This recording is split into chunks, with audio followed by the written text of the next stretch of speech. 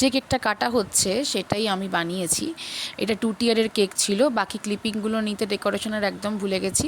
যেমন তোমরা দেখতেই পাচ্ছ আমি ফ্রস্টিং করে নিয়েছি ক্রাম কোট করার পর সুন্দর করে। নিচের টিয়ারটাতে একটু ব্রাউনিশ কালার ছিল নিচের দিকে, তাই আমি সেই শেডটা দিয়ে দিচ্ছি। আর বাকিটা আমি ক্লিন করে নিচ্ছি। আর ওপরের টিয়ারটাতে ওপর দিকে একটুখানি ব্রাউনিশ কালারের শেড দেওয়া ছিল, তো সেটাও আমি দিয়ে নেব ফ্রস্টিং করার, ভালো করে ফ্রস্টিং করার পরে। যেমন তোমরা দেখছো, যেহেতু এটা 2 টিয়ারের কেক, যাতে নিচের টিয়ারটা বসে না যায় নিচের কেকটা, সেই জন্যে আমি ভালো করে নিচের কেকটাতে অনেকগুলো স্ট্র দিয়ে আমি সেট করে নিচ্ছি, যাতে করে উপরের কেকটা রাখতে সুবিধা হয়। আপনার কেমন লেগেছে বল? ভালো, অ্যামেজিং। আচ্ছা জিজু, তোমার কেকটাকে কেমন না কি ভালো বানিয়েছো, অসংখ্য ধন্যবাদ। আমি এক্সপেকটেশন করিনি এতটা জলের মধ্যে যে অপেরা হাউসটা বানানো, খুব খুব খুব খুব ভালো লেগেছে।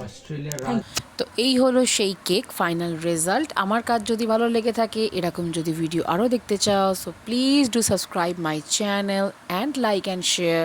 Bye bye.